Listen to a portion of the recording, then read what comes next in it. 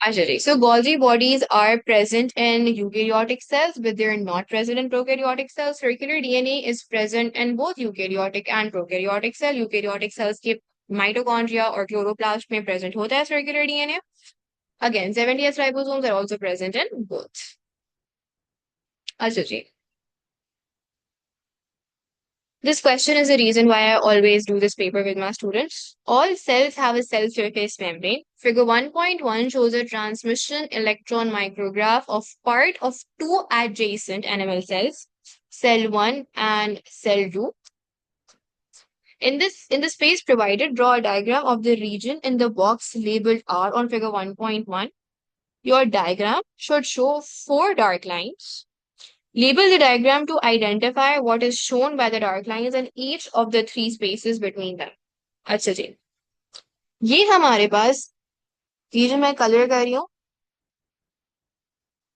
Blue से, और ये जो मैं कलर कर रही हूँ रेड से, these are two cell membranes. Blue वाली जो cell membrane है that is for the cell 1 and red वाली जो cell membrane है that is the cell membrane of cell 2.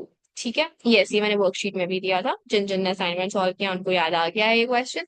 I just love this question so much because a lot of times इसकी जो diagram बनाने में ना अक्सर गलती हो जाती है बच्चों से.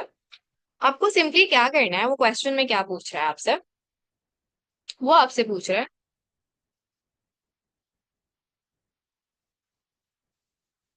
label the diagram to identify what is shown by the dark lines in each of the three spaces between them. हमें फोर डार्क लाइंस बनानी है. अगर आप जो फोर डार्क लाइंस देखो,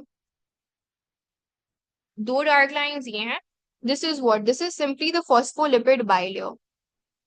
ये आपका फॉस्फोलिपिड बाइलेयर है, एक फॉस्फोलिपिड बाइलेयर.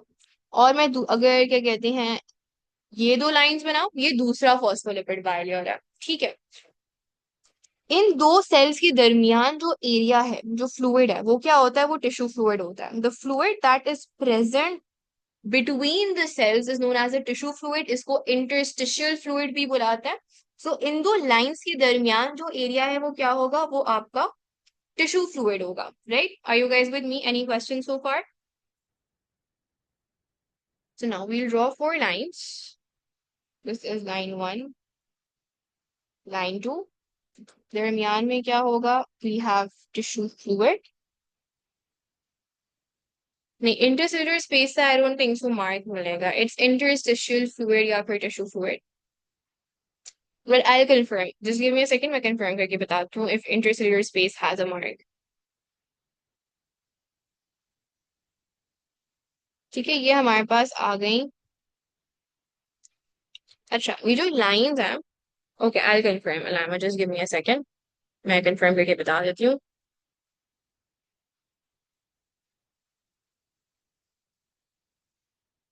अच्छा, हमारे पास जो ये लाइंस हैं, इन लाइंस में हमारे पास क्या होंगे, ये हमारे पास हमारे फॉस्फेट हेड्स होंगे. ठीक है, और उनके दरमियान क्या होंगी, हमारी फैटी एसिड टेल्स प्रेजेंट होंगी. अलामा yes, I am answering your question कि इंटरसेलुलर स्पेस पे मार्क है कि नहीं है.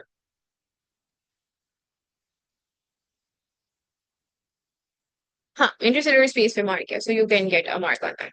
अच्छा, जो ये लाइंस है हमारे पास, जो ये डार्क लाइंस हैं, these are basically the phosphate heads. So dark lines को हम क्या लेबल करेंगे, डार्क लाइंस को हम लेबल करेंगे एज फॉस्फेट हेड्स. और फॉस्फेट हेड्स के दरमियान जो रीजन रीजन होता है वो क्या होता है, वो हमारे पास यहाँ पर क्या होंगी, फैटी एसिड टेल्स प्रेजेंट होंगी. So this is how you were suppose to answer this question. Any questions? Clear है? It's not something difficult, but one mistake that commonly students make in this question is that they draw the entire phospholipid bilayer. You're not supposed to make the phospholipid bilayer. They've asked us to draw the four lines. And उन four lines के दरमियान जो spaces हैं, उन spaces को हमें label करना है. You are not supposed to make this thing. A lot of students end up making the phospholipid bilayer and they lose the marks. Ajay, mitogens are short chains of amino acids that function as cell signaling molecules.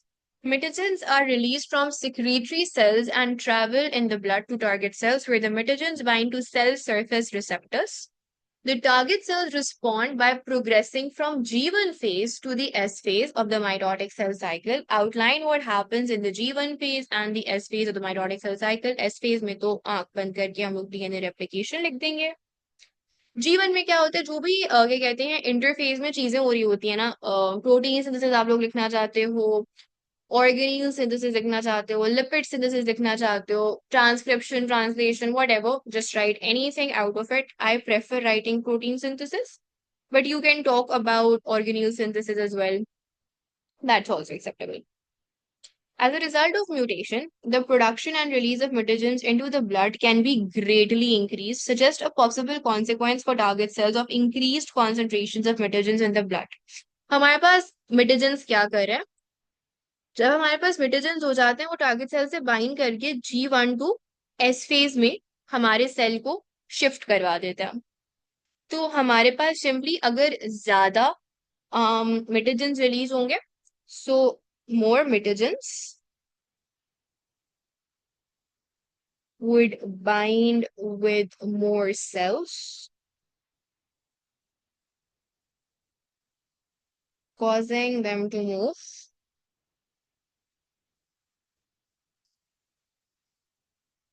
from G1 to S phase.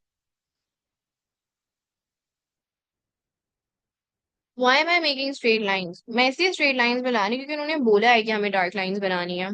That is why I'm making straight lines, and that is the point of always doing this question, because वो कहीं पर भी, because if you make the phospholipid bilayer in this answer, you will not get your mark. भले आप पूरा सब कुछ सही लिखो, आपको mark नहीं मिलेगा, because they're asking you to show 4 dark lines. Clearly लिखा हुआ है, show the 4 dark lines.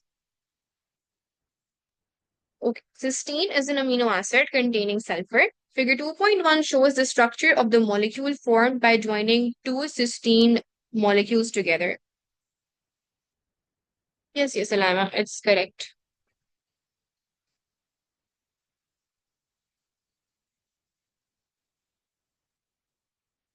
Yes, I will share the solved paper. अच्छा जी, cysteine is an amino acid containing sulfur. Figure 2.1 shows the structure of the molecules formed by joining two cysteine molecules. Draw a circle around an R group in the molecule shown in figure 2.1. तो हमारे पास this is the R group.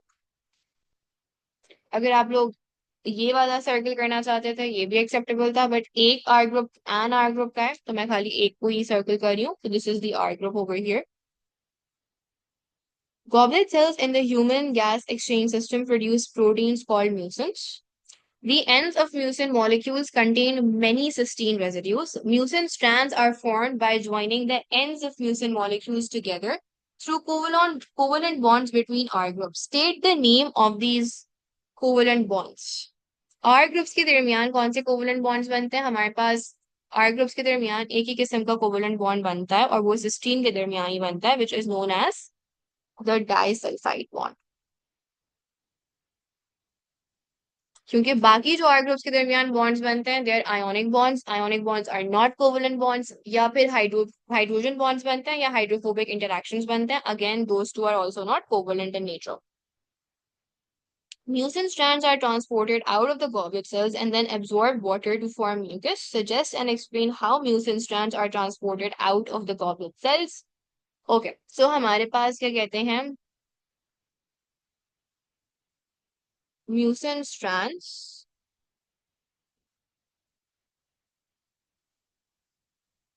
are enclosed in Golgi vesicles.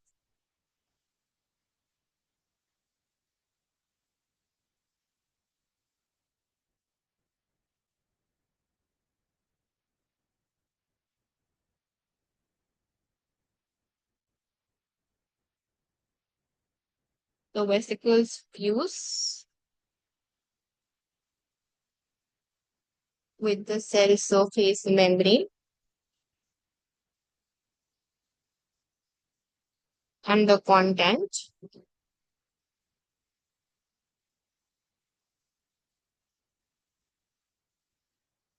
is your mucin strands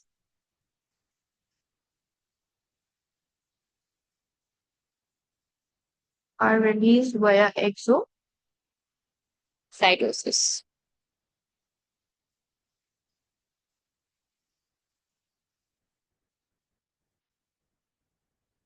Yes, Mutahar. Cystic fibrosis is a genetic disease caused by a mutation in the human CFTR gene. This results in mucus that is thicker than normal. So, just how thicker mucus interferes with the maintenance of healthy gas exchange surfaces in the lungs. So, हमारे पास क्या कहते हैं, how would a thick mucus lining interfere with healthy gas exchange surfaces in lungs? What do you guys think? हमारे पास जो mucus होता है that traps bacteria, that traps pathogen. अगर हमारे पास म्यूकस बहुत ज्यादा थिक हो जाता है तो हमारे पास उसमें पैथोजन बिल्डअप होना शुरू हो जाता है। अगर पैथोजन बिल्डअप होना शुरू हो जाता है थिक म्यूकस में, तो हमारे पास there are more chances of infections to be caused, क्योंकि थिक म्यूकस जो है उसको moving up the gas exchange system by the cilia that becomes difficult. So because the movement of a thick mucus upwards becomes difficult and that leads to the buildup of pathogen within the gas exchange system, it can cause infections to get triggered and hence हमारे पास जो healthy gas exchange system है वो maintained नहीं रह पाता. Thicker mucus is difficult to be moved upwards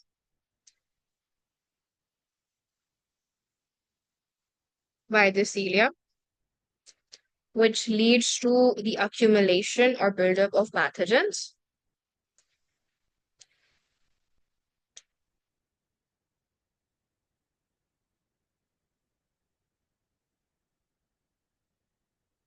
Causing infections. Okay. Row 1 and row 2 of table 2.1 show the DNA-based sequences of part of the normal CFTR allele and the same part of the mutated CFTR allele. So this is the normal CFTR allele and this is the mutated CFTR allele. The base sequences shown are for the DNA strands used in the synthesis of RNA. When table 2.1 is completed, row 3 will show the base sequence of the RNA synthesized from the same part of the mutated CFTR allele. So रो 3 में हमने इस mutated allele का जो complementary RNA बनेगा हमने वो लिखना है.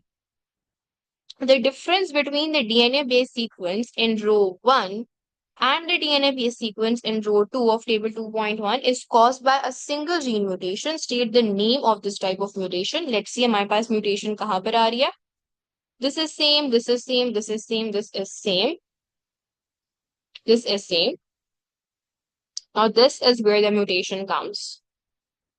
ठीक है, हमारे पास यहां से म्यूटेशन स्टार्ट हुई है एंड उसके बाद हमारे पास क्या कहते हैं, simply what has happened is कि हमारे पास जो न्यूक्लियोटाइड जी है दैट हैज बीन डिलीटेड. क्योंकि उसके बाद आप अगर देखो तो हमारे पास वी हैव ए ए ए, तो हमारे पास ये जो पूरा ट्रिपलेट है जी ए वाला दैट हैज बीन डिलीटेड. क्योंकि बाद ए के बाद हमारे पास ए आर है, so after A we are getting an A. फिर हमारे पास सी आर है, so we are getting this C.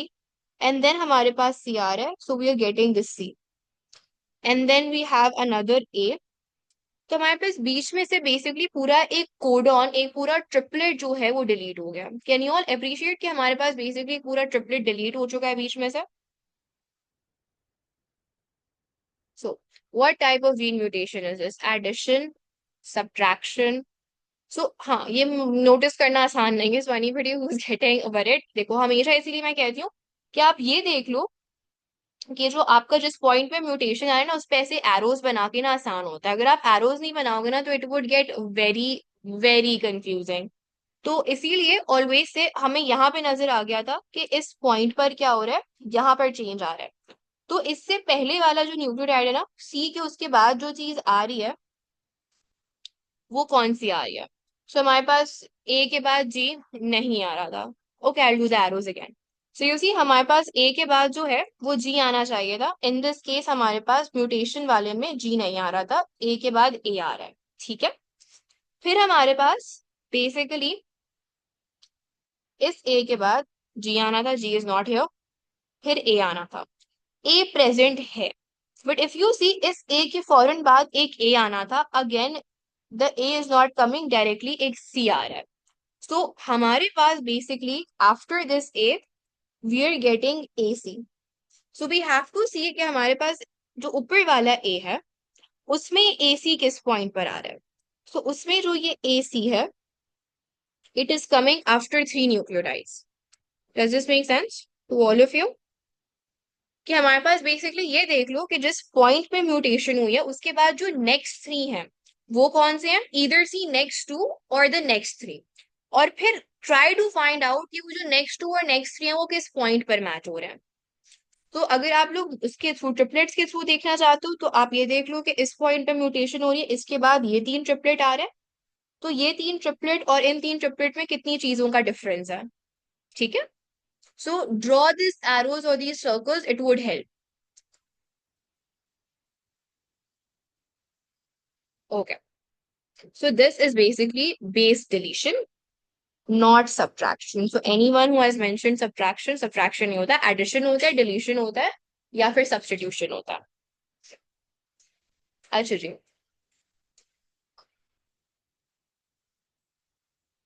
Row 1 and row 2 in table 2.1 show the DNA strands used in the synthesis of RNA. State the term used to describe the DNA strand that is used in the synthesis of RNA. It is known as the template strand. You can also call it the transcribed strand. मुझे template strand ज्यादा अच्छी term लगती है तो मैं हर जगह template strand बोलती हूँ, but transcribed strand भी बुलाते हैं. अच्छा जी. Complete table 2.1 to show the missing bases in row 3. So हमारे पास this would be U. Sorry, not U, A होगी है. This would be A, U, C, then A, U, U, G, G, U, G, and U, U. So A, U, C, AUU, GGU, and GUU. Yeah, this is how we complete this. अच्छा, this is a very repeated question. ये different case scenarios में पूछता है, लेकिन इसकी जो answering strategy होती है ना, that is same. Question हमसे क्या पूछ रहा है? The normal CFTR allele is approximately 189,000 base pairs in length. The CFTR polypeptide consists of only 1480 amino acids. तो हमारे पास 1,89,000 बेस पेयर्स हैं इन द CFTR एलील, और हमारे पास इन बेस पेयर्स से टोटल 1480 अमीनो एसिड्स बन रहे हैं. Explain the reason for this difference between the number of base pairs and the number of amino acids. सबसे पहली बात तो यह है कि हमारे पास one triplet which is 3 bases code for 1 amino acid. तो हमारे पास कभी भी जितने बेस पेयर्स हैं उतने अमीनो एसिड नहीं हो सकते, बिकॉज 189,000 अगर लेट से ये सारे कोडिंग बेसिस हैं, ये सारे के सारे कोडिंग सेक्शंस हैं, तो इन दैट केस भी हमारे पास कभी भी 189,000 अमीनो एसिड्स नहीं होंगे, हमें डिवाइड बाय 3 करना पड़ेगा, because one triplet codes for 1 amino acid. So 3 bases are coding for 1 amino acid. So the reason why there is a difference between the base pairs and the number of amino acids, it is because one amino acid is coded by 3 nucleotide bases. एक तो ये reason होता है कि हमारे पास कभी भी base pairs और number of amino acid same नहीं होता है. फिर हमारे पास हर जीन में, हर सेक्शन ऑफ डीएनए में क्या चीज प्रेजेंट होती है? इंट्रॉन्स प्रेजेंट होते हैं और exons present होते हैं. So we have introns and we have exons.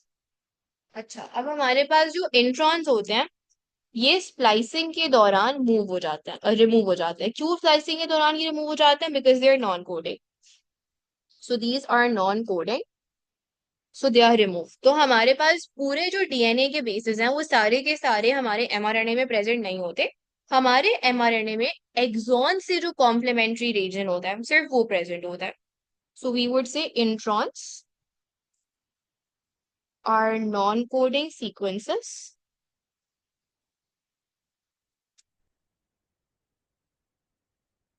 and hence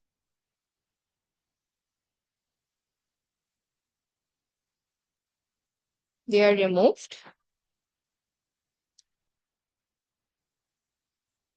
during slicing.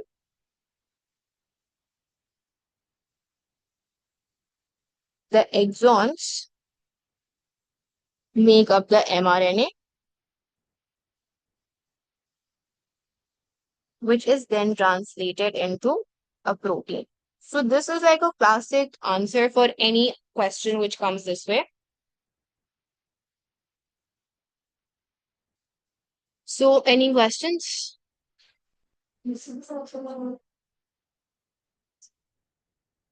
Okay. वो बेसिकली हमारे पास जो जीन होती है, जो भी कोई जीन होती है, उसमें इंट्रॉन्स भी होते हैं, एक्सॉन्स भी होते हैं. सो दिस इज अंडरस्टूड इन्फॉर्मेशन कि हमारे पास जीन में इंट्रॉन्स भी प्रेजेंट होते हैं और एक्सॉन्स भी प्रेजेंट होते हैं. या अच्छा, इसका एक और मार्किंग पॉइंट होता है, मैं वो भी लिख देती हूँ. ऑल्दो वो सिर्फ 3 पूछ रहे थे, मैं फोर्थ वाला भी लिख देती हूँ. कभी कभार ये 4 मार्क्स का भी आ जाता है. हमारे पास, I don't know if you studied or not, जो हमारे पास स्टार्ट कोडॉन होता है, द स्टार्ट कोडॉन, या start codon and stop codon की भी बात कर रही हूँ. Start codon codes for methionine, which is sometimes removed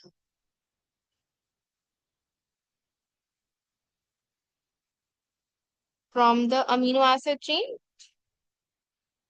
और फिर हमारे पास जो stop codons होते हैं, they do not code for any amino acid. So the stop codons do not code for any amino acids. So ये 5 reasons जो हैं, ऐसा कोई question आए, you can add these 5 reasons always and you will get your mark. और ये repeated question है, ये अक्सर आपको पास papers में दिखाई देगा.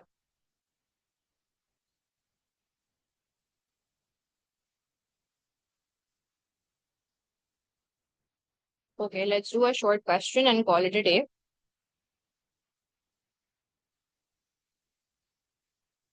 Yes, Adina. Are introns and exons triplets? Introns and exons are basically a section of DNA. तो उसमें हमारे पास बहुत ज़्यादा triplets हो सकते हैं. They're actually a repeated sequence. Introns are a repeated sequence of non-coding DNA, और exons तो obviously coding section होते हैं, तो उसमें तो हमारे पास coding वाले triplets होते हैं. But हमारे पास क्या कहते हैं, numerous bases actually make up introns. So it's not like एक single triplet होगा या multiple होंगे. We just describe them as a region of non-coding nucleotides and a region of coding nucleotides. That's how we describe them. Okay, thank you. No issues. Actually, let's do this question and then we'll end our class.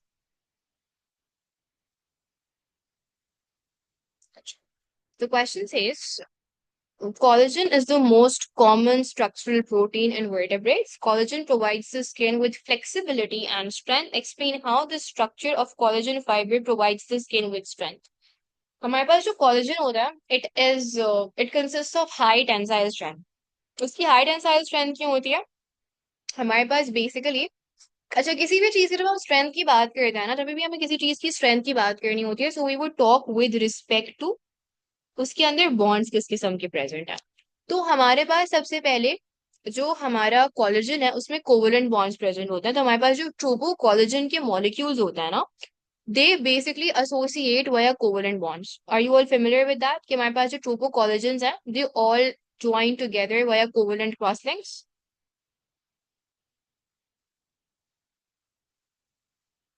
Tropo collagen is basically the triple helical structure जिसके through हमारे पास पूरा collagen बनता है.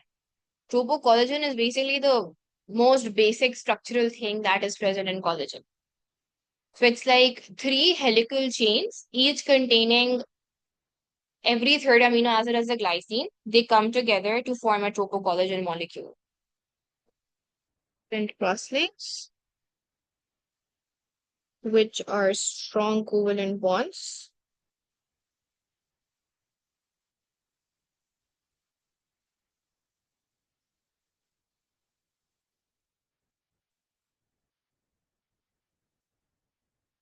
और जो हमारे पास जो कोलेजन है, आप लोगों ने अक्सर देखा होगा कि because it's fibrous in nature, तो उसकी जो फाइबर्स है ना, दे एसोसिएट और they stack up like this. Because fibres होते हैं वो स्फेरिकल नहीं होते. अगर स्फेरिकल होगा तो हमारे पास क्या कहते हैं, गैप्स ज्यादा होंगे, स्पेसेस ज्यादा होंगी.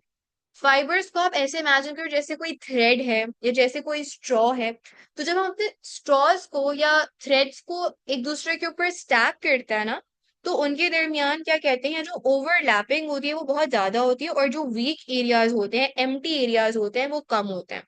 सो इवन अगर आप स्फेयर्स को क्या कहते हैं करीब एक दूसरे के रखेंगे ना, तो हमारे पास वीक एरियाज ज्यादा होंगे, या हमारे पास स्मॉल एरियाज जो हैं जहाँ पे हमारे पास बॉन्डिंग प्रेजेंट ना हो, वो मतलब इतनी ज्यादा अच्छी ओवरलैपिंग नहीं होगी। It's very simple to C.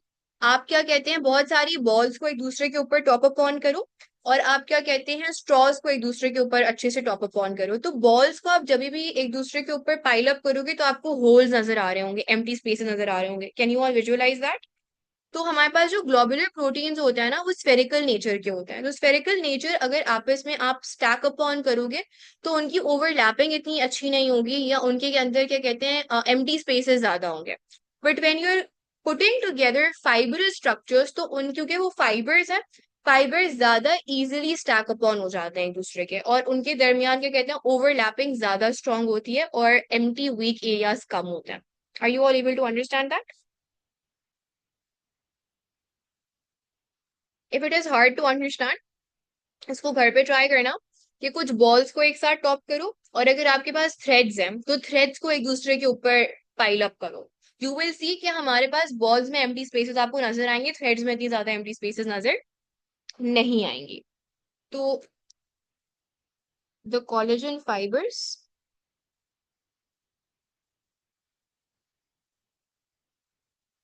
line up in layers with less weak areas and strong overlap, thus providing skin with strength. Is this clear? Any questions? Ajay, the enzyme collagenase breaks down collagen. Collagenase has several important medical uses, such as the treatment of burnt skin. Scientists investigated the effect of pH on the activity of collagenase at 37 degrees Celsius. The results of their investigation are shown in figure 6.1. Explain why the activity of collagenase is lower at pH 8 than at the optimum pH. अच्छा जी, 8 पे क्या कहते हैं, हमारे पास जो activity of the enzyme collagenase है, it is lower in comparison to the optimum pH. The optimum pH, if I'm not mistaken, is 7.4, I believe.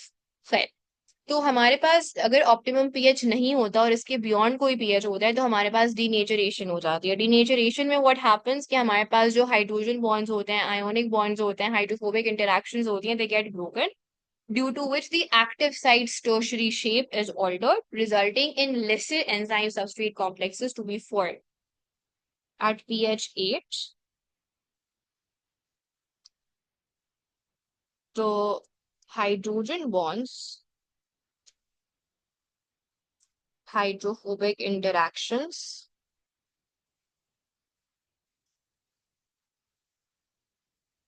and ionic bonds of the enzyme get altered,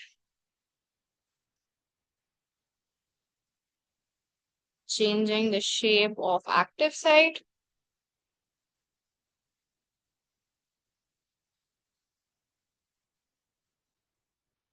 resulting in lesser enzyme substrate complexes to be formed. Pretty straightforward. Any questions? क्योंकि हमारे पास वो collagen fibre की बात कर रहा है। Collagen fibre, अगर वो कोलेजन की बात कर रहा होता है तो हम ट्रोपो कोलेजन के स्ट्रक्चर की बात करते हैं, यहाँ पे वो कोलेजन फाइबर की बात कर रहा है। तो इस वजह से we talking about the fibre, not the entire collagen. अगर हम कोलेजन की स्ट्रेंथ की वो बात कर रहे होते तो हम डेफिनेटली बात करते ट्रोपो कोलेजन की, बट वो कोलेजन फाइबर की बात कर रहा है।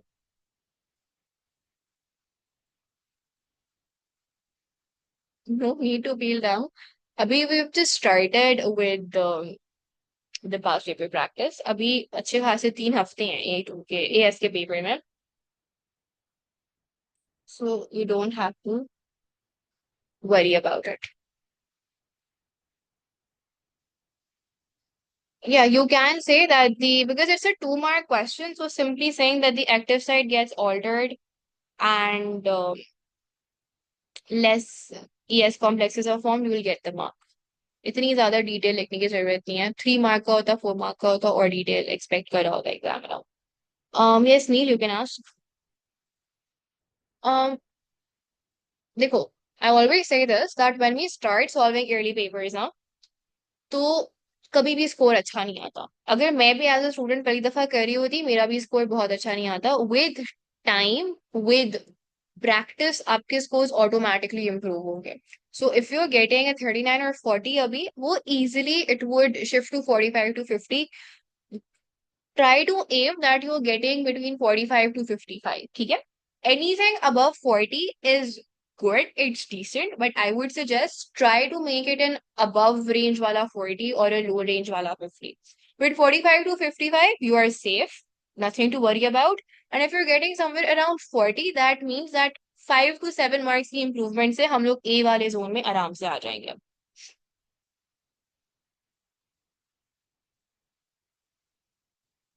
एंड ऑनेस्टली पेपर 2 और पेपर 1 ना बायो का जो है वो इतना टाइम नहीं लेता. इन ऑल सीरियसनेस इतना ज्यादा टाइम नहीं लेता, तो वो विद प्रैक्टिस बहुत जल्दी सॉल्व हो जाएगा.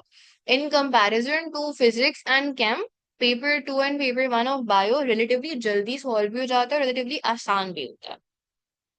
या वी कैन नॉट सिंपली से डिनेचरेशन.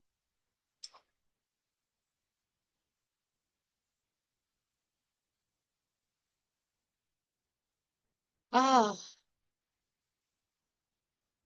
can a good P5 cover up for a bad P3? How bad is the P3 उस पर डिपेंड करता है. Okay, so the paper that we were doing yesterday was March 2023, paper 2, variant 2. Question number 3, part A states, figure 3.1 is a diagram of an area of phloem tissue from a transverse section through the stem of a squash plant, Cucurbita pepo. Cell X and cell Y in figure 3.1 are sieve tube elements. Explain why cell X and cell Y have very different appearances in this transverse section. Now, हमारे पास क्या कहते हैं, transfer section में हम क्या करते हैं.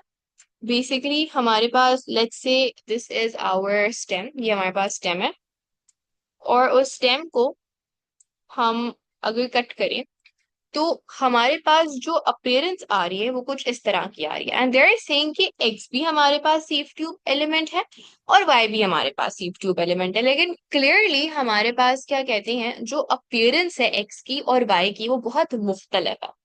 Now, if you would remember the structure of phloem, तो फ्लोम में क्या होता है कि हमारे पास, मैं सीफ ट्यूब ड्रॉ कर रही हूँ, अगर हम सीफ ट्यूब की बात करें,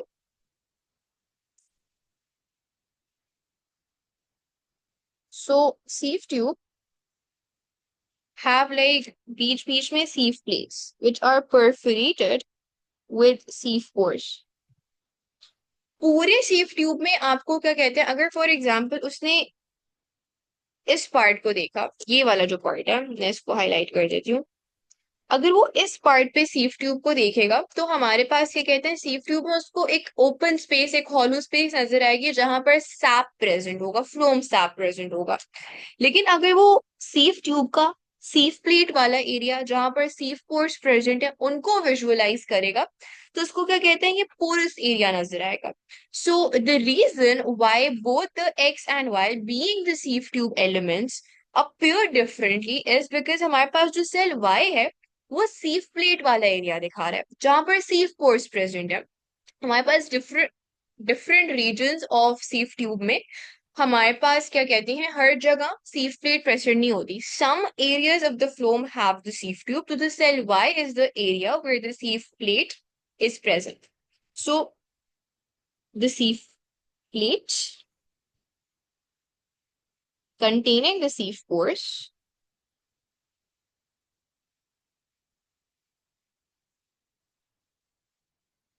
is not present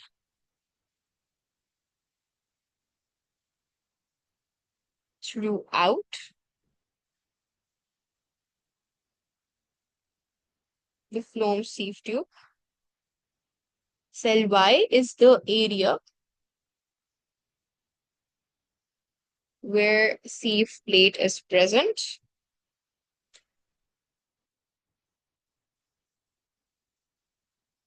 Whereas cell X is the area where sieve plate is absent.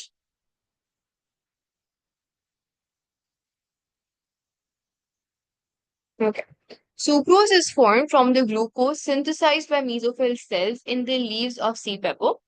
Explain how companion cells are involved in the transfer of sucrose into phloem sieve tube. So हमारे पास जो sucrose है वो हमारे पास क्या कहते हैं glucose के थ्रू बनती है यानी कि फोटोसिंथेसिस में ग्लूकोज बनता है that glucose is converted in sucrose और ये सब कहाँ पर हो रहा होता है ये हमारे पास हो रहा होता है इन आवर सोर्स सेल के बराबर में we have our companion cell and then we have our sieve tube. ठीक है they're asking how companion cells are involved in the transfer of sucrose into phloem sieve tubes. तो हमारे पास सबसे पहले जो हमारे पास कंपेनियन सेल्स हैं उनके क्या कहते हैं जो सेल बाउंड्री है वहां पर प्रेजेंट होते हैं हमारे पास क्या कहते हैं हाइड्रोजन एटीपीएस पंप्स. तो हमारे पास in the cell membrane of companion cells, hydrogen ATPase pump is present.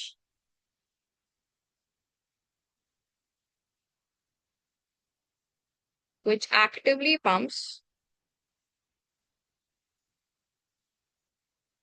hydrogen ions from companion cells into source cell.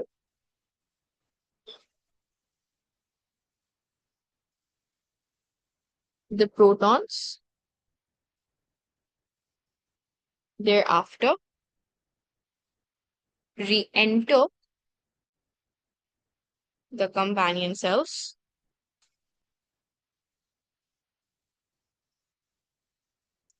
from source cell via hydrogen sucrose co-transporter.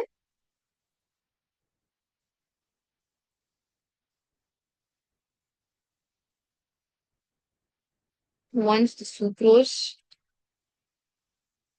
enters companion cells,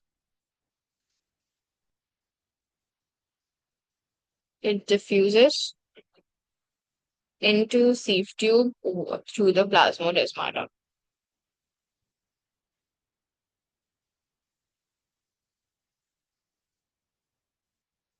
So this would be your answer.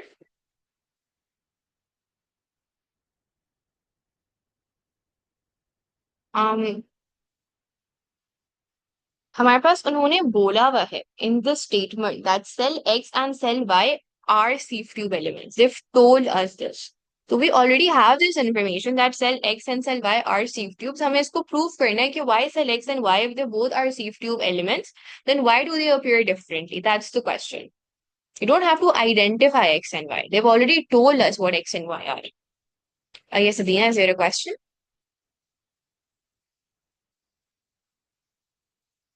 Okay.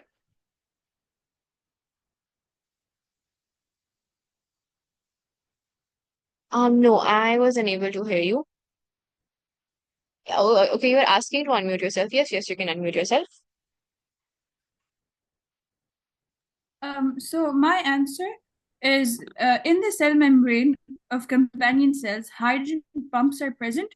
They actively pump H plus ions from companion cells towards the cell wall of sucrose cells. Because our teacher was very specific about this. He was like कि cell membrane का नहीं बोलना, cell wall का बोलना कि towards the cell wall, वरना फिर गलत हो जाएगा. Towards Okay, that's also acceptable. Cell wall is the right statement. It is being more specific. So yes, if you're mentioning cell wall, that's just being more specific, and that's correct. It would get you the mark. बिल्कुल cell wall अगर बोलोगे तो वो बिल्कुल गलत नहीं होगा. It would get you the mark. yeah, okay, ठीक है. Thank you. That was my question. Thank you. Okay. अच्छा जी, hydrogen bonding is important in the movement of water in xylem. Explain how hydrogen bonding occurs between two water molecules. अच्छा जी. So, इसके लिए अगर आप water molecule का structure जो polar वाला structure है वो draw करना चाहते हो, that is also acceptable. If you want to explain it in written prose, that is also acceptable. So we would simply say that water is a polar molecule.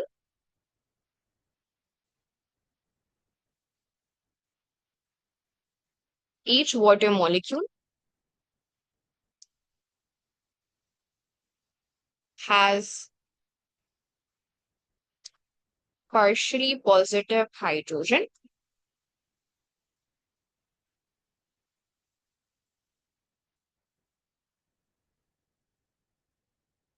and partially negative oxygen.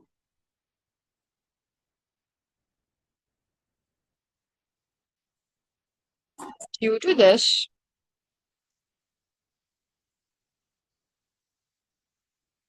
one water molecule can form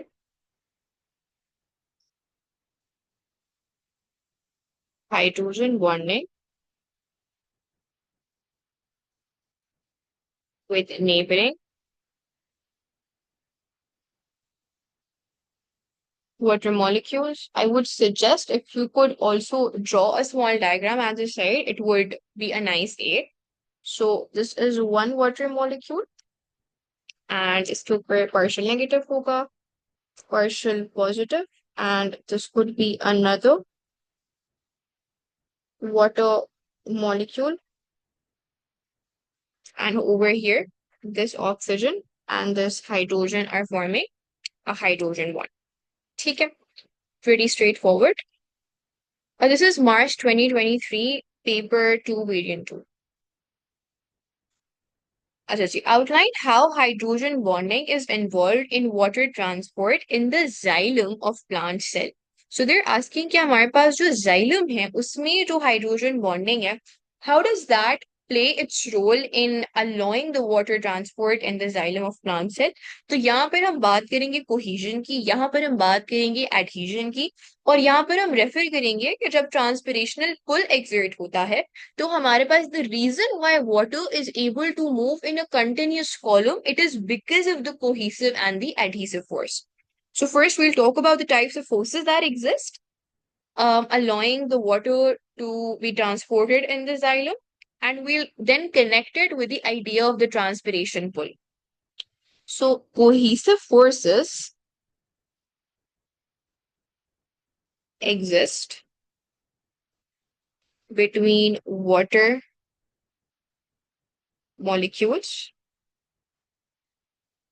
due to hydrogen bonding,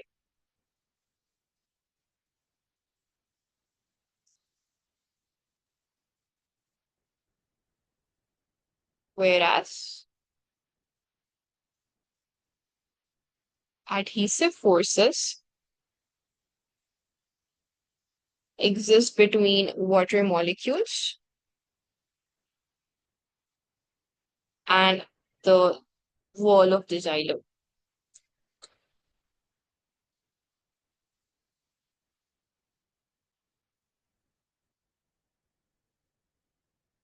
This allows water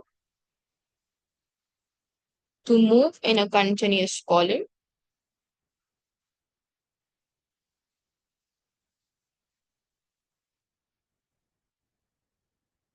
when transpiration pull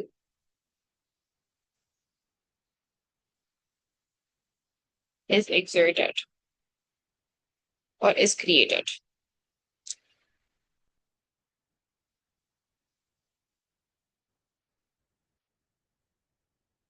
Okay, so basically, let's say हमारे पास ये xylem vessel है. The question is, how does adhesion help water movement? So let's say this black thing is the xylem vessel. और इसके अंदर हमारे पास water molecules हैं, ठीक है? This is basically water.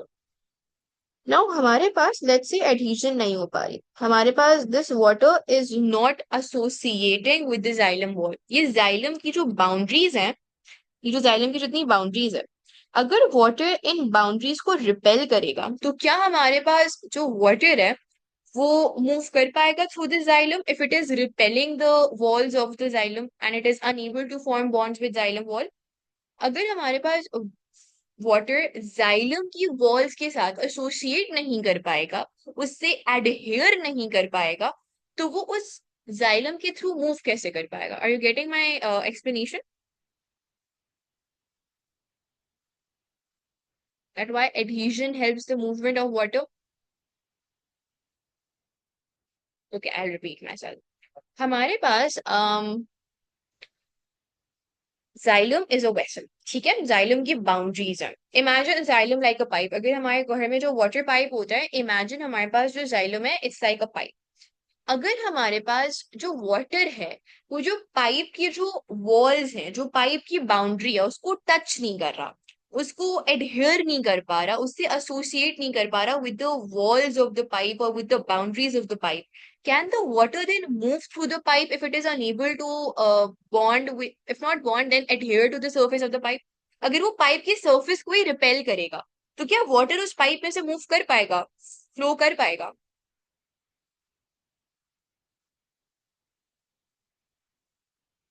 Right? So हमारे पास if the water is unable to form association with the walls of the vessel, तो वो उस वेसल के थ्रू फ्लो नहीं कर पाएगा स्मूथली, उस वेसल के थ्रू मूव नहीं कर पाएगा, and hence both cohesion and adhesion are important for the movement of water up the xylem. ठीक है? Yes, adhesion is also because of hydrogen bonding. You can say that adhesive forces exist between water molecules and the xylem wall because of hydrogen bonding. आप यहाँ पर वो point mention कर सकते हो। Okay.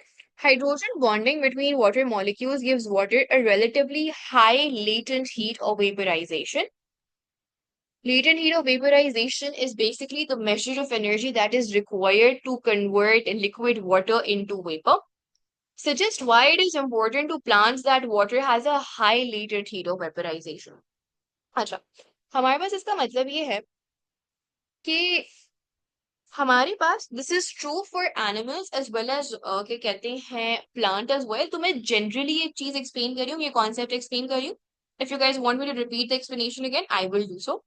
Let's say हमारे पास ये एक सरफेस है, ये प्लांट की सरफेस भी हो सकती है, ये किसी एनिमल की भी सरफेस हो सकती है, ये किसी ह्यूमन की भी सरफेस हो सकती है, ये एक सरफेस है, ठीक है? और इस सरफेस पे हमारे पास वाटर अक्यूमुलेटेड है, ये अपने लिक्विड फॉर्म में अक्यूमुलेटेड है। So this is liquid water on the surface. ना हमारे पास अगर वाटर की high latent heat of vaporisation है, सो हमारे पास small amount of water would require large amount of energy to get converted from liquid to vapour. इससे फायदा क्या होता है? इससे फायदा ये होता है कि हमारे पास जो वाटर लॉस है ना वो बहुत ज्यादा नहीं होता। इवन जो ह्यूमंस हैं उनमें भी जो वाटर लॉस है, जो हमारा स्वेट है, हमारा स्वेट अक्यूमुलेट जब करता है ना स्किन सरफेस पे, so a lot of energy is utilized in evaporating a small amount of sweat. इससे फायदे दो होते हैं। एक तो हमारे पास जब भी हम वाटर को वेपराइज करते हैं ना, तो हमारे पास if you talk about humans, अभी मैं ह्यूमंस के एस्पेक्ट से समझा रही हूँ, प्लांट के एस्पेक्ट से नहीं समझा रही।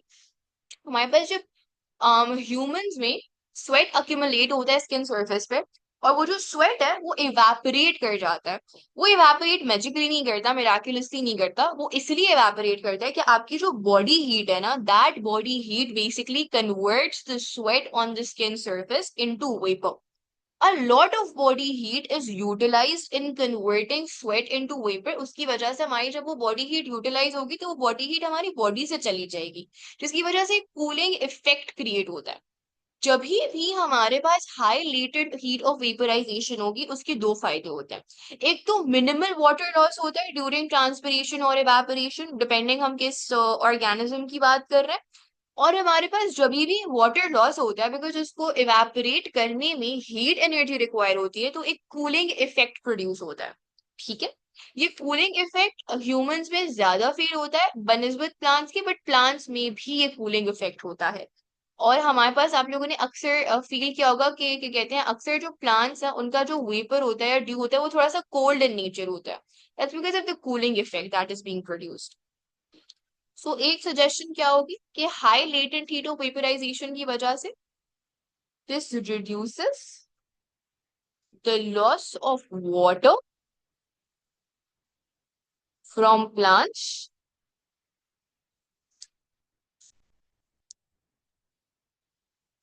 this reduces the amount of water loss, reduces the amount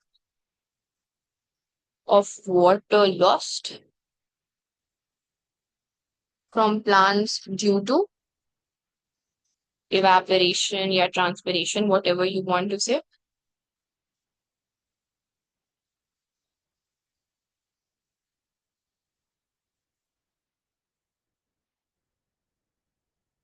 and हमारे पास दूसरा क्या है, कूलिंग इफेक्ट इज प्रोड्यूस्ड। हमारे पास जो वो होता है, क्या कहते हैं, जो हाई स्पेसिफिक हीट कैपेसिटी होती है ना, the high specific heat capacity basically maintains constant temperature. तो हाई स्पेसिफिक हीट कैपेसिटी की जब हम बात करते हैं ना, वो हमारे पास कंट्रीब्यूट करता है in maintaining a constant temperature, not latent heat of vaporization. ठीक है, सो वो हाई स्पेसिफिक हीट कैपेसिटी का फायदा होता है कि हमारा एक कांस्टेंट टेम्परेचर मेंटेन रह पाता है।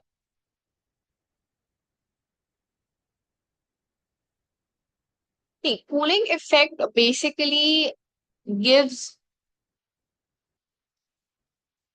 you can say that cooling effect is maintaining the temperature of plant. The cooling effect is basically removing large quantities of heat energy from the plant. Plant के metabolic reactions के through जो heat energy produce हो रही होगी, वो heat energy remove हो जाती है cooling effect की वजह से। You can say that.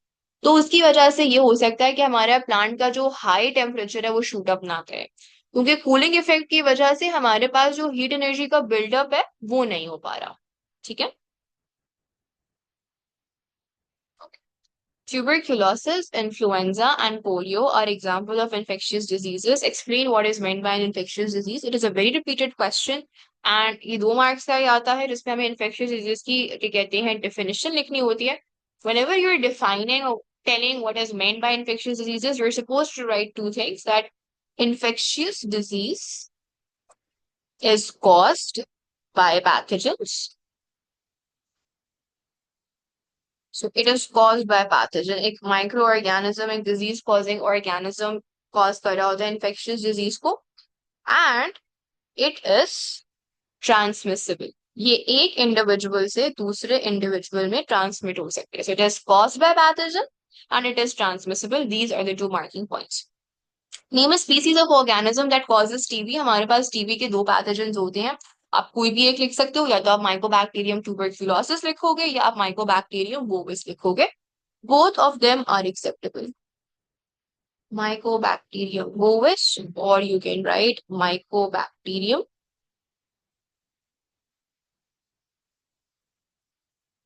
tuberculosis. Immunity can be described as artificial or natural, and passive और एक्टिव। आर्टिफिशियल और नेचुरल में क्या फर्क होता है? नेचुरल इम्यूनिटी वो होती है जब हमारी खुद की क्या कहते हैं ह्यूमन मेथड, क्या कहते हैं, जो नेचुरल इनबिल्ट ह्यूमन मैकेनिज्म है ना, जो हम जिसके साथ पैदा होते हैं। अगर नेचुरली आपकी इम्यूनिटी बन रही है और आप आर्टिफिशियली किसी मैन मेड तरीके से इम्यूनिटी बिल्ड नहीं कर रहे, तो हमारे पास वो नेचुरल इम्यूनिटी होती है। Anything that is process that exists because of the nature's mechanism, because of the nature's rule, that is a natural process. Artificial is anything which is man-made, which involves human intervention. Passive और active immunity का क्या फर्क होता है? Active immunity में आपकी खुद की जो WBCs होते हैं, आपके जो खुद का इम्यून सिस्टम होता है, it is triggered to actively produce antibodies. Passive क्या कहते हैं इम्यूनिटी में आपका खुद का इम्यून सिस्टम जो है वो ट्रिगर नहीं हो रहा होता, वो क्या कहते हैं नहीं बना रहा होता antibodies. Instead you are getting the antibodies from an external source. No, we cannot write it can be treated with antibiotics because हमारे पास infectious diseases हमेशा bacterial infections नहीं होते. They can be viral infections, they can be fungal infections, they can be protozoan infections. तो हमारे पास कभी भी हम हर infectious disease के लिए एंटीबायोटिक यूज नहीं करता. So we can not define an infectious disease as a disease which can be treated with antibiotic. Adina, as long as you're mentioning pathogen and as long as you're mentioning that it can spread from one person to another, which means it is transmissible, you'll get your mark. So it is absolutely correct. So pathogen mention करना जरूरी है और ये idea share करना जरूरी है कि एक इंसान से दूसरे इंसान में ये डिजीज ट्रांसफर हो सकती है. अच्छा जी, name the type of immunity that a mother gives to her baby through breast milk. Okay, no issues Adina. अच्छा, हमारे पास मदर जो है वो अपनी एंटीबॉडीज बेबी को दे रही है. सो बेबी का अपना इम्यून सिस्टम ट्रिगर नहीं हो रहा, बेबी खुद से अपनी एंटीबॉडीज नहीं बना रहा. इंस्टेड वो एक एक्सटर्नल सोर्स है जो कि एक मदर है उससे एंटीबॉडीज ले रहा है. So the baby is not making its own antibodies actively. तो ये हमारे पास एक पैसिव इम्यूनिटी का एग्जाम्पल है.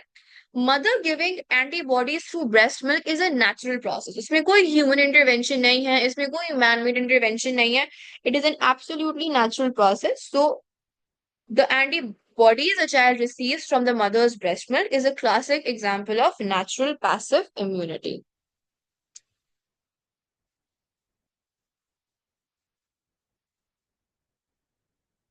अच्छा जी, the influenza virus can mutate frequently to produce different strains of the virus. A new vaccine is often necessary to stimulate the production of new antibodies to these new strains. Explain why different antibodies need to be produced to give immunity to these new strains. अच्छा, now हमारे पास antibodies are specific in nature. That means that they're specific to the antigen that they bind with. तो एक antibody एक particular antigen से ही bind करेगी. Now influenza virus में जो pathogen है वो जिसको हम एंटीजन भी बुला सकते हैं. एंटीजन क्या होते हैं? एंटीजन और सेल रिकग्निशन मार्कर्स. तमाम सेल्स के ऊपर सेल रिकग्निशन मार्कर्स होते हैं. हमारे जो बॉडी के सेल्स हैं उनके ऊपर जो सेल रिकग्निशन मार्कर्स होते हैं उनको हम सेल्फ एंटीजेंस बुलाते हैं. हमारी बॉडी उनके खिलाफ इम्यून रिस्पॉन्स प्रोड्यूस नहीं करती. बाकी कोई भी पार्टिकल, कोई भी किसी और स्पीसी के सेल अगर आपकी बॉडी में आ जाए, चाहे वो किसी और ह्यूमन का सेल हो, चाहे वो किसी और पैथोजन का सेल हो, अगर हमारे पास कोई और पैथोजन आ रहा है उसके ऊपर जो सेल रिकग्निशन मार्कर्स होंगे वो क्या होंगे? वो हमारी बॉडी उनको नॉन सेल्फ एंटीजेंस या फॉरेन एंटीजेंस के तौर पर उनको ट्रीट करेगी. फॉरेन एंटीजेंस या नॉन सेल्फ एंटीजेंस के खिलाफ the body would produce an immune response. जब भी इम्यून रिस्पॉन्स प्रोड्यूस होता है तो एंटीबॉडी जरूर बनती है. यहाँ पर क्या हो रहा है? that there is an influenza virus and the information that we have regarding this influenza virus is that this influenza virus can mutate frequently.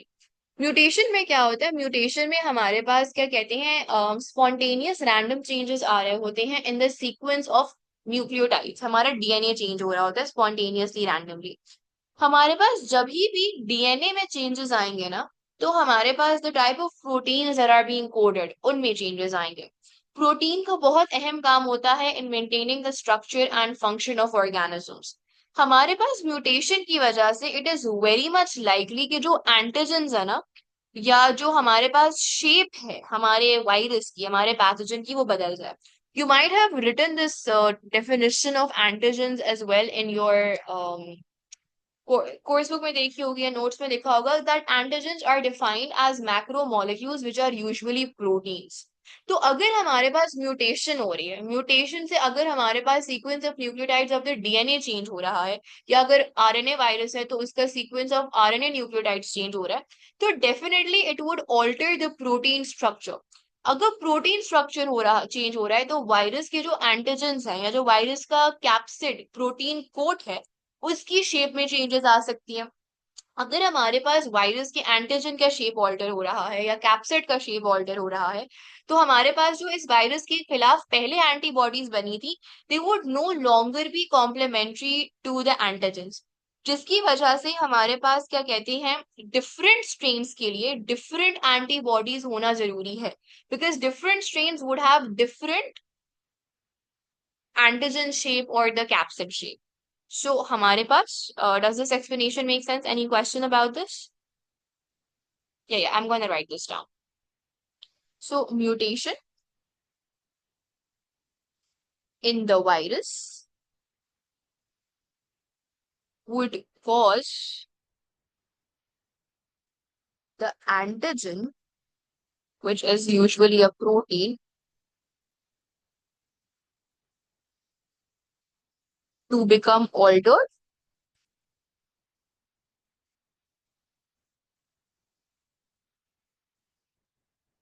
हमारे पास क्या कहते हैं, antibodies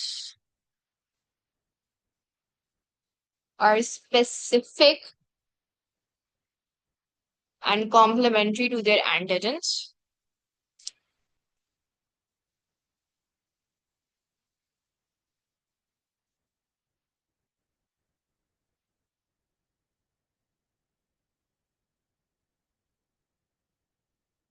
If different strains have different antigen structures, so new and different antibodies need to be produced. Does this make sense? Any questions about this answer?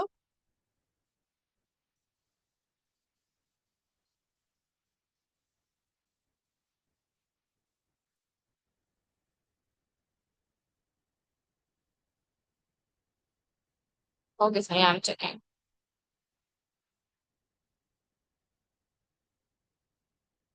Yes, Anya, that's correct. We get full marks. Polio is a serious viral disease affecting young children. In 1996, polio caused paralysis in more than 75,000 children across Africa. A long-term vaccination program allowed the World Health Organization (WHO) to declare that Africa was largely free of polio in 2020. Explain how vaccination programs can help to control the spread of infectious disease such as polio.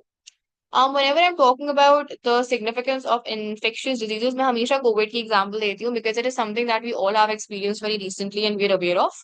Covid के time पे जब क्या कहते हैं vaccine बनना शुरू हुई थी तो एक ग्लोबल वैक्सीनेशन प्रोग्राम लॉन्च हुआ था. It was mandatory for people who are traveling or people who are working or are sitting for exams or attending institutions कि वो vaccinated. Why is vaccination important? Vaccination क्या करती है? Vaccination में हमारे पास weakened form of the pathogen होता है.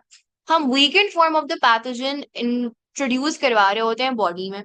Body को नहीं पता होता कि हमारा जो ये पैथोजन है ये डिजीज कॉज नहीं करेगा और ये वीक फॉर्म है. बॉडी उसको एक नॉन सेल्फ एंटीजन की तरह ट्रीट करती है और उसके अगेंस्ट एंटीबॉडीज प्रोड्यूस करती है. इसकी वजह से क्या होता है कि अगर God forbid the antigen the actual pathogen enters inside the body there are already antibodies present to prevent the pathogen from causing a disease causing an infection. So vaccination क्या करती है? अगर मास लेवल पर एक vaccination programme हो जाए तो large number of people would develop immunity, जिसकी वजह से नेचुरली हमारे पास क्या कहते हैं उनकी बॉडी में लॉन्ग टर्म इम्यूनिटी या आर्टिफिशियल एक्टिव इम्यूनिटी बन जाएगी against the particular disease, sorry, against a particular pathogen. And this can lead to herd immunity. Herd immunity का क्या मतलब होता है कि लेट्स से हमारे पास एक पॉपुलेशन है, पॉपुलेशन ए, और एक पॉपुलेशन है, पॉपुलेशन बी. ये दो अलग अलग कंट्रीज की पॉपुलेशन है. लेट्स से यहाँ पर 80% people are vaccinated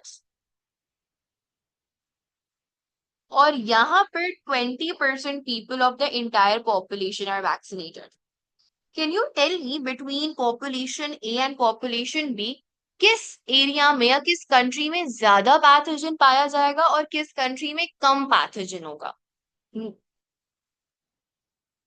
So A would have less pathogen and B would have high pathogen. उसकी वजह क्या है? उसकी वजह ये कि जो ये 80% पॉपुलेशन है ना, which is resistant, which is immune to the pathogen, it is providing immunity or it is providing protection to the 20% people who are not vaccinated. किस तरह से? अगर 80% अवाम या मेजोरिटी अवाम वैक्सीनेटेड है तो उस एरिया में, उस पॉपुलेशन में कम पैथोजन एग्जिस्ट कर रहा होगा. जिस एरिया में कम लोग वैक्सीनेटेड हैं वहां पर ज्यादा पैथोजन एग्जिस्ट कर रहा होगा. So basically, these 80 people are providing protection to 20% other people who do not have vaccination. इस कॉन्सेप्ट को हम हर्ड इम्यूनिटी बुलाते हैं. जब मेजॉरिटी पॉपुलेशन वैक्सीनेटेड हो एंड देयरफॉर उस पॉपुलेशन में जो डिजीज है, जो इन्फेक्शन है, वो लेस प्रिवेलेंट हो, तो हम कहते हैं ऐसी पॉपुलेशन में हर्ड इम्यूनिटी डेवलप हो गई है.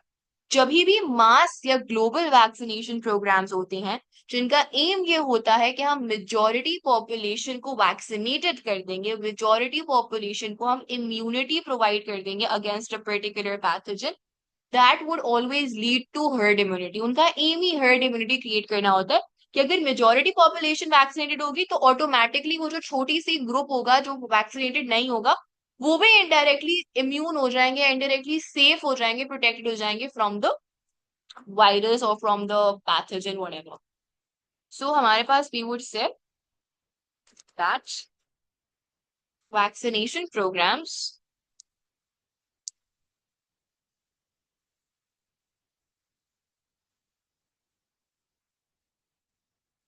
introduce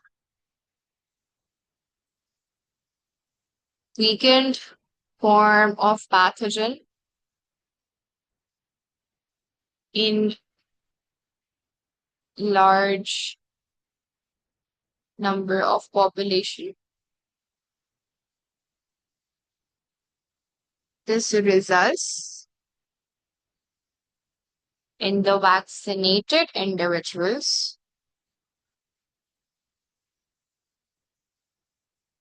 to acquire long-term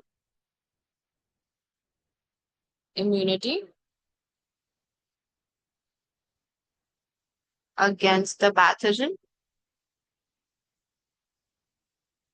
Subsequently, herd immunity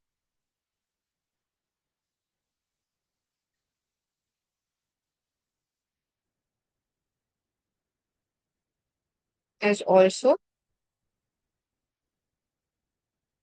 developed from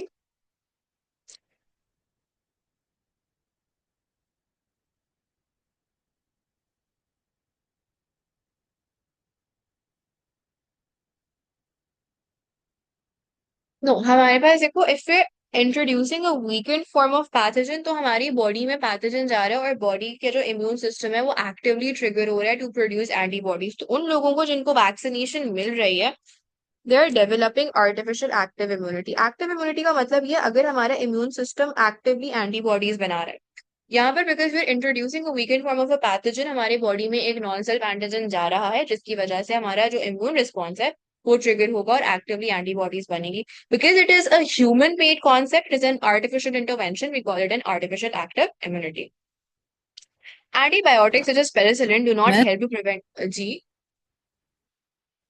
Yes, is there a question? Miss, there's this other type of vaccine as well. Jahan pe, Miss, can you hear me? Yes, I can. So I was asking, there's this other kind of vaccination as well, right? Just you just directly put antibodies inside another person. So how do we know we're talking about that one or this one? No, vaccines never add antibodies. Vaccines would always insert weakened, attenuated form of pathogen. वो हमारे पास antibody injections होते हैं. Antibody injections are not same as vaccination. Vaccination has either a dead pathogen, a weakened pathogen, a genetically engineered pathogen, or a microbial subunit of the pathogen. हमारे पास vaccination के through हम हमेशा एक non self antigen body में introduce करवा रहे होते हैं ताकि बॉडी खुद क्या कहते हैं अपनी एंटीबॉडीज बनाए. So vaccination is not same as antibody injections. Antibody injections are an example of passive immunity. That's artificial passive immunity. So if you're taking antibody injections, that is artificial passive immunity. If you're taking vaccination, that is artificial active immunity. So this is the difference between the two of them. Okay, Miss.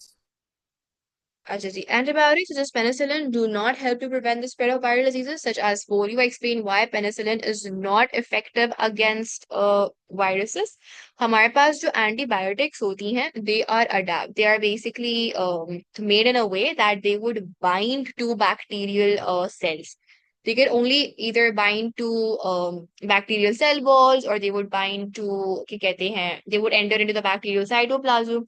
So antibiotics can only bind to bacterial cells. उनकी जो target sites होती है वो bacterial cells होते हैं.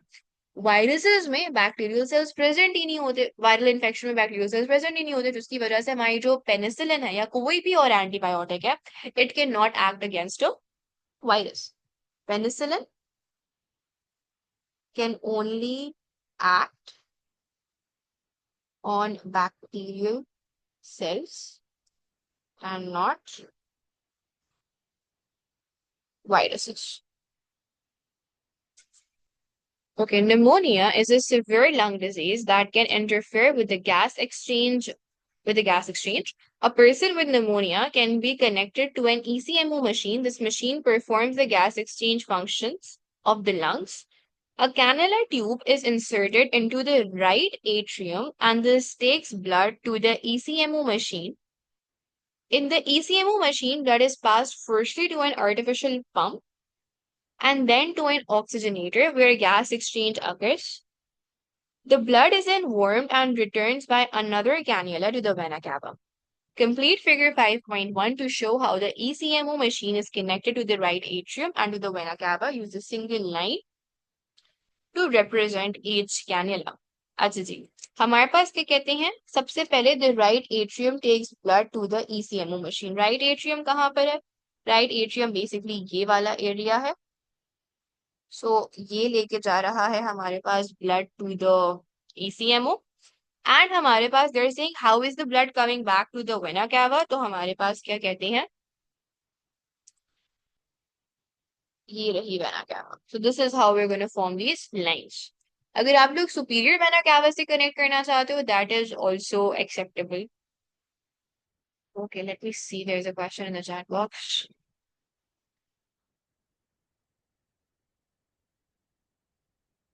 तो हमारे पास explanation ये तो यही है कि हमारे पास the penicillin or the antibiotics can only bind to bacterial cells and not viruses because bacteria उनकी target side होता है, not the virus cells. Virus तो खैर सेल भी नहीं होता, वायरसेस उनकी टारगेट सेल्स नहीं होते, बैक्टीरियल सेल्स होते हैं. You can also mention Yes, with so we respect to could also sorry. No, I'm sorry, but sorry, but let me continue this. I was just saying कि इसका ये भी form हो सकता है कि पेनिसिलिन इज नॉट इफेक्टिव क्योंकि bacteria basically antibiotic bacteria के पेप्टिडोग्लाइकन सेल वॉल पे काम करेगा या उसके सर्कुलर डीएनए पे काम करेगा. So I have done a question similar to this before. और इसमें आंसर ये था कि either we say that viruses do not have peptidoglycan cell wall or they don't have circular DNA or they don't carry out metabolic activity with enzymes, so it cannot be disrupted. So I was saying, what if I write those points instead of this? How much is that answer for? 1 mark. So you write any one of all mark, these but points. ये question 3 mark भी आ सकता है, बिल्कुल यही same ditto question 3 mark के question भी आ सकता है. So उसमें आपको 3 पॉइंट्स लिखने होंगे. ठीक है, हमारे पास क्या कहते हैं, because it's a 1 marker, that's why we're just mentioning one thing. उसमें आप इनमें से जितने आपने रीजन मुझे बताएं उनमें से कोई भी एक आप लिख दोगे, you will get your mark. अगर ये 3 मार्क होता या 4 मार्क होता, okay. so वो सब हम लिखते हैं. ठीक है. Yeah, I just wanted to confirm if the metabolic activity वाली चीज was correct. So, and if We I can. could actually write that, because Yeah, you can say that you. virus does not have cellular features, whereas bacteria have cellular features. Okay, I'll explain this for a 3 Okay, that mark. makes more sense. अच्छा, 3 mark का अगर ये question आएगा तो हम क्या क्या लिखेंगे? We would say that antibiotics can only act on bacterial cells. वही पहला वाला स्टेटमेंट आ जाएगा. Bacterial cells. अगर पेनिसिलिन की बात है तो हमें पता है that पेनिसिलिन क्या करती है, वो सेल वॉल सिंथेसिस को इनहिबिट करती है. So we would say that अगर पेनिसिलिन की बात है तो आप ये बोलोगे कि उसके लिए उसको पेप्टाइडोग्लाइकन सेल वॉल के साथ बाइंड करना होता है या वो पेप्टाइडोग्लाइकन सेल वॉल का सिंथेसिस रोकती है. There is no such cell wall that exists in viruses. So we can say that penicillin inhibits the cell wall synthesis in bacteria. However, there is no cell wall in virus, और हम ये कह सकते हैं कि हमारे पास viruses are acellular and do not have their own cellular machinery.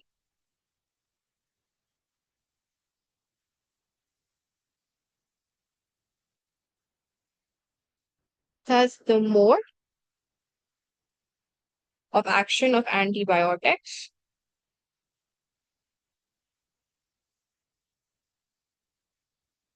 would not work or would not act upon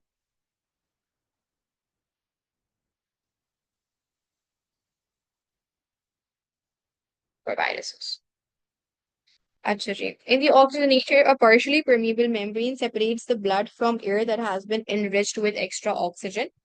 State the name of the structure in the gas exchange system that has the same function as the partially permeable membrane of the oxygenator. हमारे पास they're saying that there's a partially permeable membrane in this ECMO machine and specifically the oxygenator, जहाँ पर the blood from air that has been enriched with extra oxygen enters the blood. यानी कि हमारे पास इस partially permeable membrane के through oxygenation हो रही है.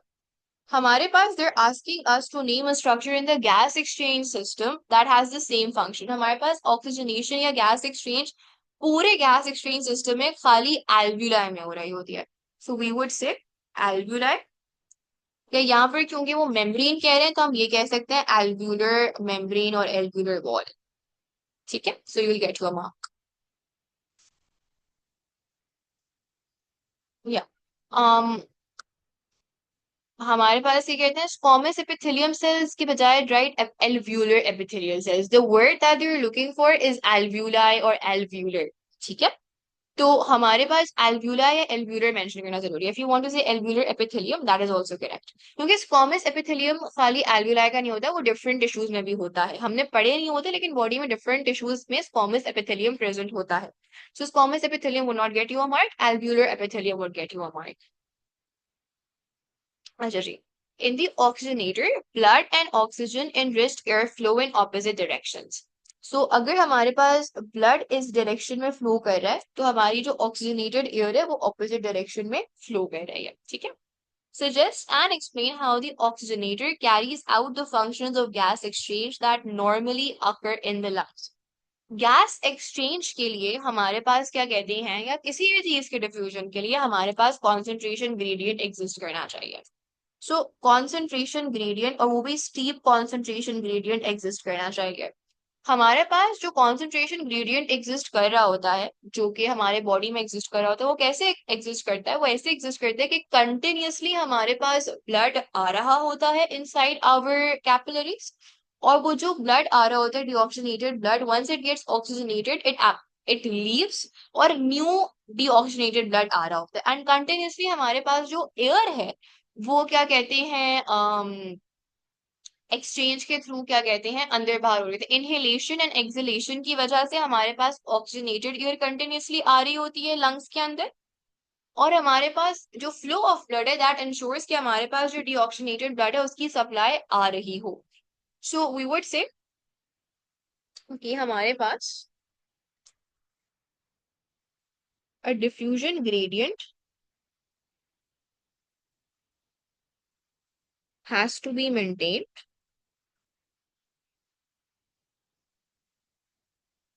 for gas exchange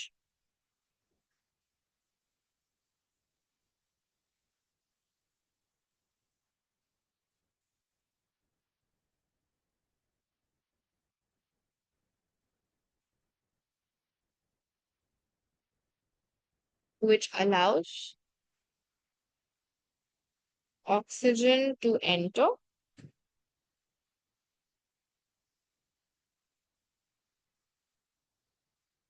and carbon dioxide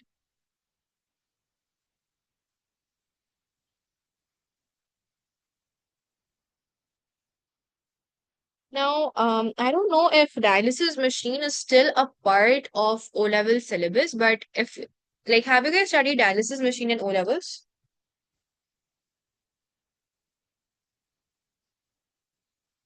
Okay. Do you guys recall this from the dialysis machine कि हमारे पास जो dialysis patient का blood होता है और जो dialysis machine में जो fluid होता है तो क्या कहते हैं they move in opposite directions? Yeah, it's not a part of syllabus now, but previously था तो कहीं पर dialysis machine की picture वगैरह देखी हुई है?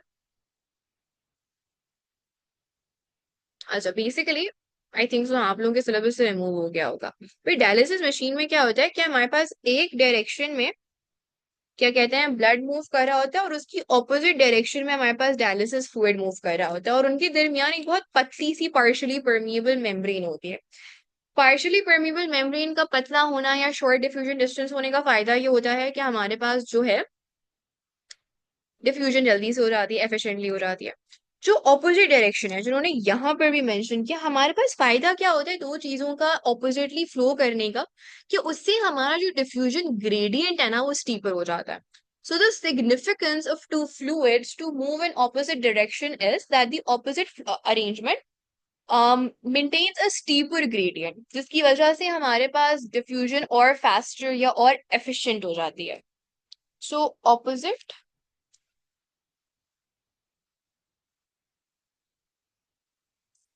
flow of air and blood contributes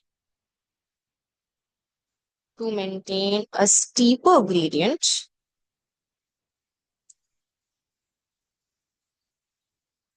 for efficient diffusion.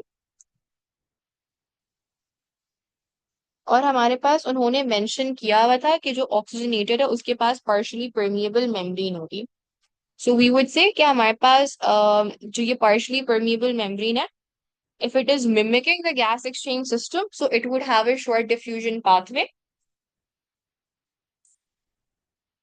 the partially permeable membrane of the oxygenator would have a short diffusion distance. Figure 5.2 is a photomicrograph showing a transverse section of the human aorta. Explain how the structure of the tunica media in figure 5.2 is different from the structure of the tunica media in muscular artery and relate the difference to the function of the aorta. अच्छा हमारे पास क्या कहते हैं दो किस्म की arteries होती हैं मस्कुलर आर्टरी होती है और इलास्टिक आर्टरी होती है ठीक है हमारे पास क्या कहते हैं इसको अंडरस्टैंड करने का एक आसान तरीका होता है a lot of people get confuse between muscular artery and elastic artery कि उनकी लोकेशंस क्या होती हैं या उनका क्या कहते हैं ट्यूनिका मीडिया में चीजें क्या प्रेजेंट होती हैं अच्छा हमारे पास ट्यूनिका मीडिया में जनरली स्मूथ मसल्स प्रेजेंट होते हैं एज वेल एज इलास्टिन या इलास्टिक फाइबर्स प्रेजेंट होता है सो अगर आपने इलास्टिन पढ़ा हुआ है या इलास्टिक फाइबर्स पढ़ा हुआ है देयर आर सिनोनिमस टर्म्स ये दोनों चीजें कहाँ पे प्रेजेंट होती हैं ट्यूनिका मीडिया में प्रेजेंट होती हैं now as the name suggest a muscular artery would have more smooth muscle in its tunica media in comparison to elastic artery और अगर इलास्टिक आर्टरी की बात करें तो इसके पास ज्यादा इलास्टिक फाइबर्स होंगे या ज्यादा इलास्टिन होगा इसके ट्यूनिका मीडिया में अब हमारे पास कौन सी आर्टरीज स्मूथ होती हैं कौन सी आर्टरीज मस्कुलर होती हैं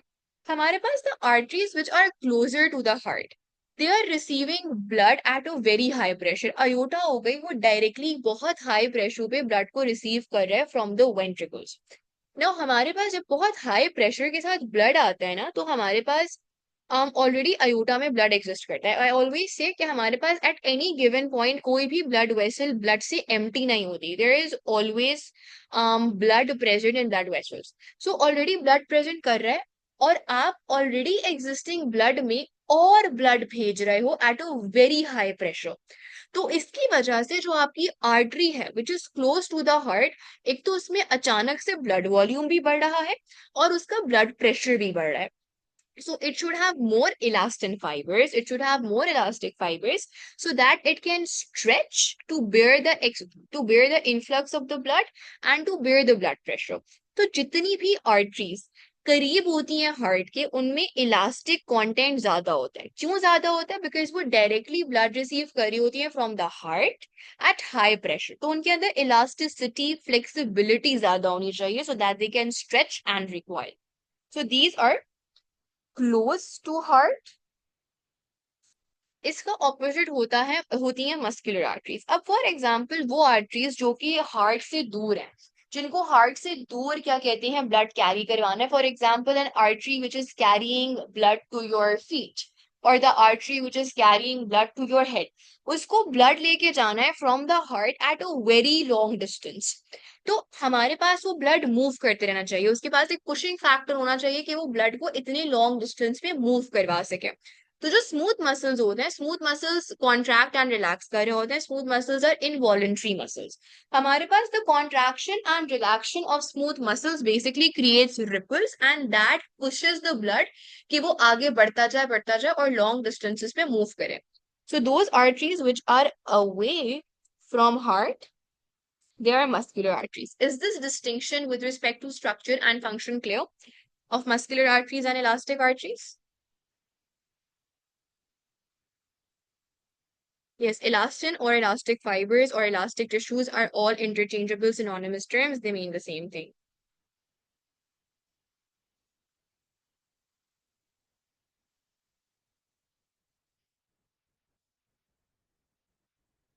So,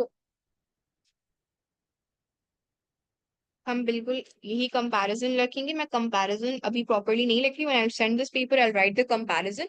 मैं बस अयोटा के इस रिलेशनशिप को विद इट्स स्ट्रक्चर एक्सप्लेन कर रही हूँ कि अयोटा क्यों एक इलास्टिक आर्टरी है. Allows aorta to stretch and recoil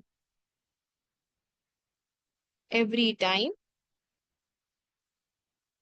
the heart contracts or the ventricles contracts.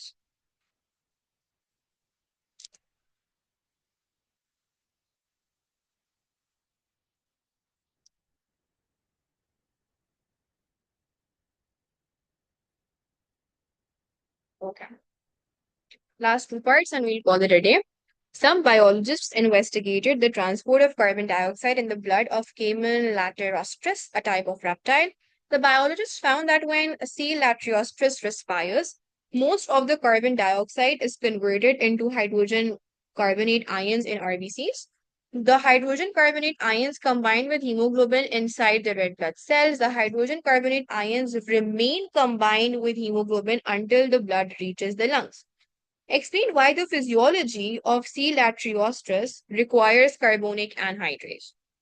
Now, हमारे पास क्या कहते हैं, कार्बोनिक एनहाइड्रेस का क्या रोल होता है? Carbonic anhydrase is responsible